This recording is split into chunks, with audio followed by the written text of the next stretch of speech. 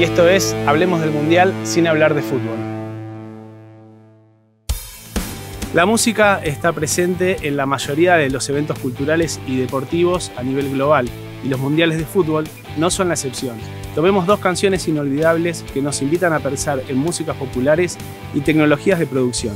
El rock del mundial para Chile 62 es de la banda chilena The Ramblers, que vendió más de 2 millones de copias y su éxito le permitió a la banda grabar su primer álbum. Se registró en cinta y en modalidad monofónica. Es un rock and roll, género sumamente popular por esos tiempos.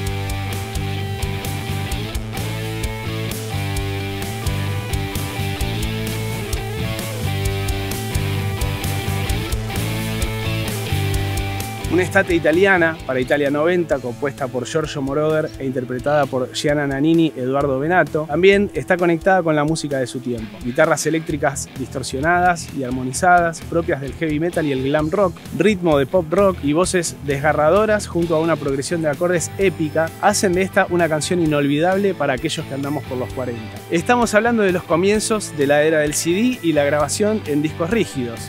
Esto permitía procesos de sonido muy avanzados, la creación de atmósferas enormes a partir de las baterías, como si las estuviésemos escuchando en un estadio repleto de amplificación.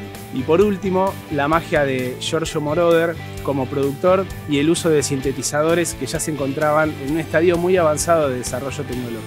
Habiendo hecho este repaso, entonces los aliento a reflexionar y a que piensen un poco en qué relación tienen estas canciones con la música de su tiempo. Espero que nuestra música para el Mundial sea el grito de gol y el grito de campeón.